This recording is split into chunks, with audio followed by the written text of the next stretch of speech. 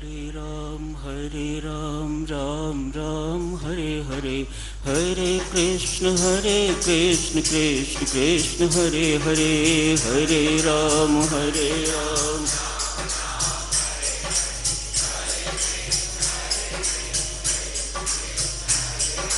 हरे राम राम राम हरे हरे, हरे कृष्ण कृष्ण कृष्ण हरे हरे, हरे राम हरे राम।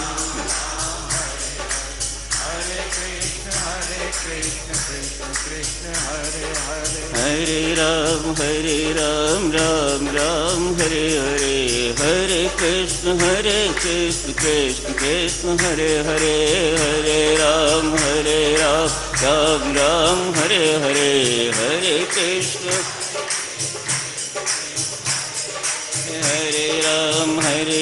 राम राम हरे हरे, हरे कृष्ण कृष्ण हरे हरे, हरे राम राम हरे हरे, हरे कृष्ण कृष्ण हरे हरे, हरे राम राम राम हरे हरे, हरे कृष्ण कृष्ण हरे हरे, हरे राम राम राम हरे हरे, हरे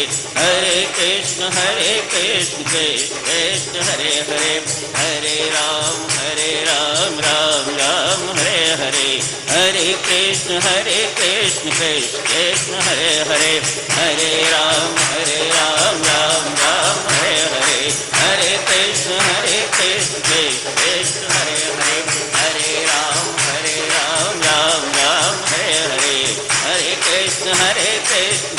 कृष्ण हरे हरे, हरे राम राम राम हरे हरे, हरे कृष्ण कृष्ण हरे हरे, हरे राम राम राम हरे हरे, हरे कृष्ण कृष्ण हरे हरे, हरे राम राम राम हरे हरे, हरे कृष्ण कृष्ण हरे हरे, हरे राम राम राम हरे हरे, हरे कृष्ण कृष्ण हरे राम राम राम हरे हरे, हरे कृष्ण कृष्ण हरे राम राम राम हरे हरे, हरे कृष्ण कृष्ण कृष्ण हरे हरे, हरे राम राम राम हरे हरे, हरे कृष्ण कृष्ण कृष्ण हरे हरे, हरे राम राम राम हरे हरे, हरे कृष्ण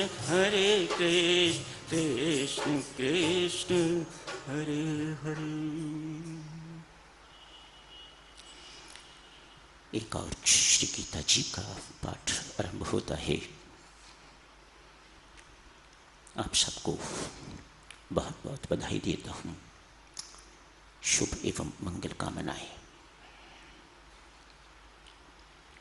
न जाने कितने ही गीता जी के पाठ हम कर चुके हैं, सुन चुके हैं। न जाने कितने ही रामायण जी के पाठ हम कर चुके हैं, सुन चुके हैं।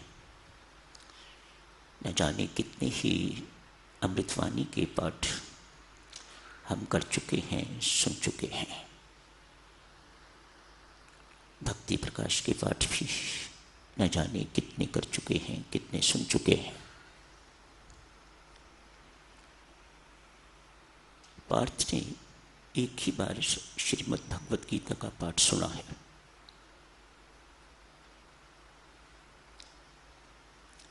हम तो बहुत बार सुन चुके हैं, बहुत बार कर चुके हैं।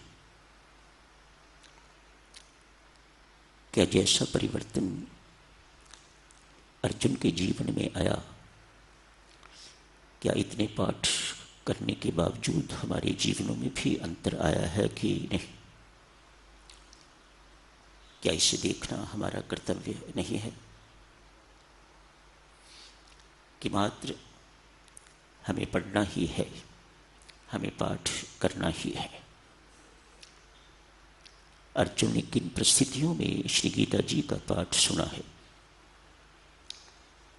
कितना टेंस है अर्जुन युद्ध क्षेत्र में खड़ा हुआ। आपकी किसी साधारण से मामूली मैं तुम होती है तो ब्लड प्रेशर कितना हाई हो जाता है। सोचें, अर्जुन जिस परिस्थिति में खड़ा है उसकी अपनी निजी स्थिति कैसी होगी। ऐसी स्थिति में उसने भगवान द्वारा दिया हुआ ज्ञान श्रवण किया है। स्वामी जी महाराज ने आज श्रीमद् भगवद गीता के महात्म्य के अंतर्गत अंतिम पंक्तियों में कहा है, गीता जी का महात्म्य तभी मालूम होगा जब गीता ज्ञान को अपने जीवन में बसाया जाएगा, इन्हें अपने कर्मों में उतारा जाएगा, तो आपको वही लाभ होंगे जो अर्जुन को हुए थे। अन्यथा तो पन्ने पलटने की बात है। अमृतवाणी के लिए भी, भक्ति प्रकाश के लिए भी न जाने कितने सुंदरकांड के पाठ हम कर चुके हैं, लेकिन हमारा पर्पस अपने आप को बदलने का पर्पस नहीं। न अमृतवाणी का पाठ करके, न भक्ति प्रकाश का पाठ करके, न रामायण जी का पाठ करके और न ही गीता जी का पाठ करके। हमारा पर्पस तो बहुत अलग हुआ करता है, जिसका सभी को पता भी नहीं कि क्या पर्पस है, क्यों कर रहे हैं। अर्जुन को क्या हुआ है? अर्जुन मोहजन्य मोह से पैदा हुई करुणा के कारण विषाद में चला गया है। यहीं से पहले अध्याय का आरंभ होता है। पहले अध्याय में आज पूरा हुआ होता तो आपको पता लगा होता कि अर्जुन किस दुर्दशा को प्राप्त हो गया है। सब कुछ छोड़ छाड़ के, अपना गांडीव, धनुष, बाण इत्यादि छोड़ के, इन्हें फेंक के रथ के पिछले भाग में बैठ जाता है, मुंह लटका के। भगवान के सामने घोषणा कर देता है, मैं एक साधु का जीवन व्यतीत करूंगा, युद्ध नहीं करूंगा। मैं अपने पितामह, अपने गुरुजनों को मारूंगा नहीं। उदास हो गया है, सब कुछ छोड़ दिया है उसने।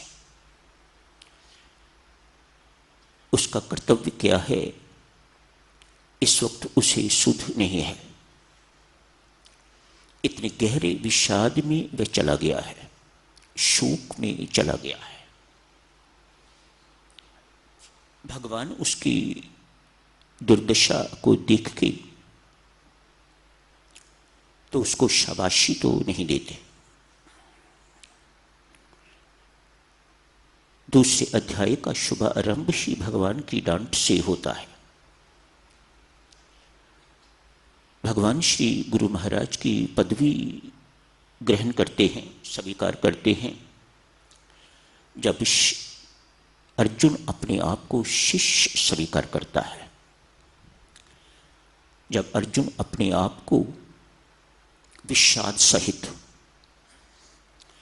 ऐसा नहीं गुरु महाराज कह रहे कि पहले आप स्वस्थ होके मेरे पास आओ, नहीं, अर्जुन ऐसा करने में सक्षम नहीं है।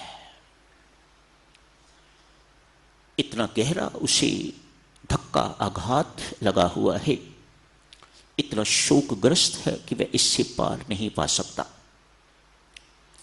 अतएव जैसी उसकी स्थिति है उसे छिपा के नहीं, वैसी ही स्थिति में अपने आप को परमात्मा को सौंप देता है। अर्जुन ने जो अच्छी बातें करी हैं वे हम सबके सीखने योग्य, जीवन में उतारने योग्य, तभी हमें अर्जुन जैसा लाभ प्राप्त हो सकेगा। अर्जुन ने अपने विषाद को परमात्मा के साथ जोड़ दिया है और भगवान ने उसे विषाद योग बना दिया है। नेवर माइंड, आप विषाद भी मेरे साथ जोड़ो तो मैं उसे योग बना दूंगा। जोड़ो। मैं आपको विषाद रहित होके अपने पास आने के लिए नहीं कहता। मैं जानता हूं एक गुरु की भूमिका एक डॉक्टर की भूमिका है, और डॉक्टर के पास कोई तंदुरुस्त नहीं जाता, रोगी जाएगा।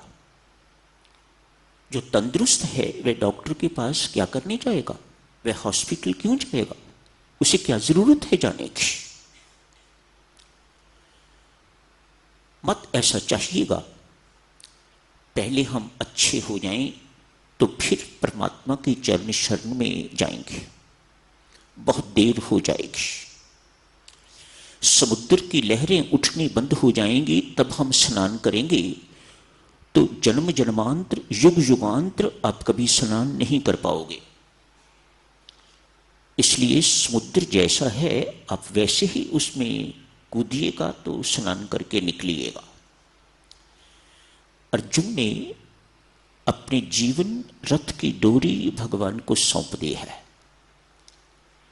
जो जो बातें अर्जुन ने करी हैं इस लाभ की प्राप्ति के लिए मेहरबानी करके उन्हें ध्यान दीजिएगा उन पर।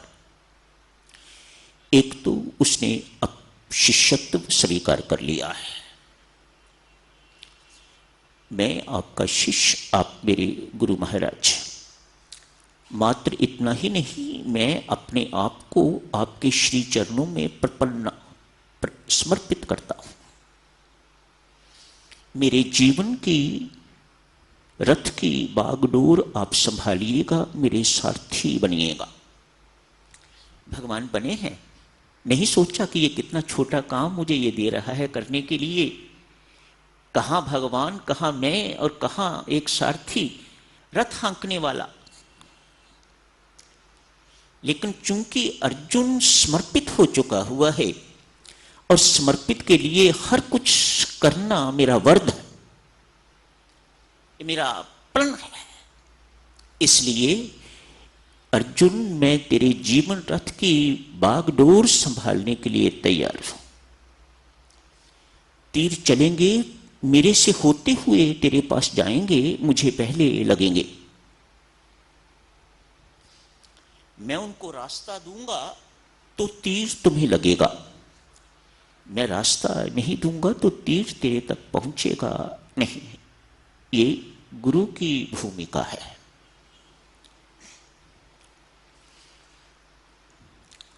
आगे बहुत कुछ होता है साधक सुनो, आप पढ़ेंगे। अंत में क्या कहता है पार्थ? गीता पाठ से पहले क्या था, गीता श्रवण से पहले क्या था, सुनने के बाद क्या कहता है? हे अविनाशिन, तेरी कृपा से मेरा मोह नष्ट हो गया है। एक पाठ। हमने ना जाने कितने पाठ किए हैं, लेकिन मोह नित्य प्रति बढ़ता जा रहा है। क्यों माता? है ना, ये मोह बढ़ता जा रहा है। पुत्र के प्रति, पौत्रों के प्रति, पौत्रियों के प्रति ये कहीं घटने का नाम ही नहीं ले रहा। अर्जुन हम सबके सामने, सारे संसार के सामने घोषणा करता है, ये कोई छोटी बात नहीं। संसार को काट मारिएगा, वह परमात्मा के सामने घोषणा करता है जिसके सामने कोई झूठ नहीं बोल सकता। उसके सामने कहता है, हे अविनाशिन, तेरी कृपा से मेरा मोह नष्ट हो गया है। मैं शोकग्रस्त था, इस वक्त शोक रहित हो गया। मेरे संशय छिन्न भिन्न हो गए हैं। मेरे मन में किसी प्रकार का कोई संदेह नहीं है अब। No doubts at all.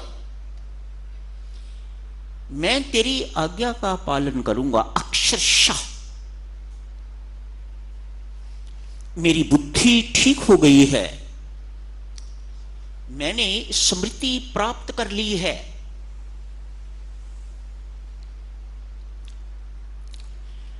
Arjun ने अपना जीवन सफल कर लिया।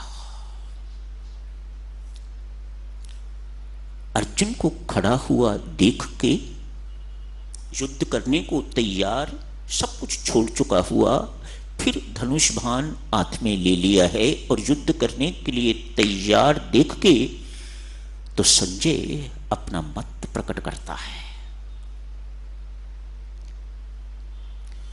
राजन, धृतराष्ट्र को संजय सारा हाल सुना रहा है। अंतिम श्लोक, हे राजन, जहां योगेश्वर श्री कृष्ण है और धनुर्धारी अर्जुन धनुर्हीन नहीं, धनुर्धारी अर्जुन मानो जहां परमेश्वर कृपा है, जहां शास्त्र अनुसार चलने वाला पुरुषार्थी अर्जुन है, वहीं श्री, वहीं विजय, वहीं समृद्धि, वहीं नीति, वहीं सफलता, सब कुछ वहीं, वहीं ऐश्वर्य, वहीं वैभव, वही विकास। अपना मत संजय प्रकट करता है, हम सबको संदेश देता है। सुनो, जहां परमेश्वर की कृपा है, शास्त्र है, ज्ञान, गीता ज्ञान, शास्त्र, और शास्त्र अनुकूल चलने वाला अर्जुन है। तीन बातें, अधिक ना सही, इन तीन बातों को याद रखें हम। जहां परमेश्वर की कृपा है, जहां शास्त्र है और शास्त्र अनुकूल चलने वाला पुरुषार्थी अर्जुन है, वहीं शांति है, वहीं परमानंद है, वहीं सफलता है, भौतिक भी एवं अलौकिक भी। मुक्ति की प्राप्ति उसे ही होगी, लौकिक लाभ उसे ही होंगे, अन्यथा इसके विपरीत जिंदगी भर टक्करे मारते रहिएगा, सफलता कहीं पास नहीं आएगी। भौतिक सफलता थोड़ी बहुत हो भी सकती है, लेकिन अलौकिक सफलता से बिल्कुल वंचित रह जाओगे। तो समय हो गया है, आज यहीं समाप्त करने की इजाजत दीजिएगा। धन्यवाद। परमात्मा कृपा कर थोड़ा सुने, थोड़ा पढ़ें, अधिक अपने जीवन में उतारें, इसी में कल्याण है। अधिक पढ़ने सुनने में नहीं, थोड़ा बेटा पढ़ो, सुनो और उससे भी अधिक अपने जीवन में, अपने कर्मों में उतारो, तो बादशाह बन जाओगे। इस लोक के भी बादशाह और उस लोक के भी बादशाह। एक साधु राम तीरथ सारे संसार के सामने अमेरिका जैसे देश में जाके घोषणा करता है, एक बादशाह राम आया है। एक साधु भीख मांगने वाला जिसके पास 2 कपड़े हैं पहनने को, वह अपने आप को बादशाह राम घोषित कर रहा है। किस बल पर? यही समाप्त करने की इजाजत। धन्यवाद।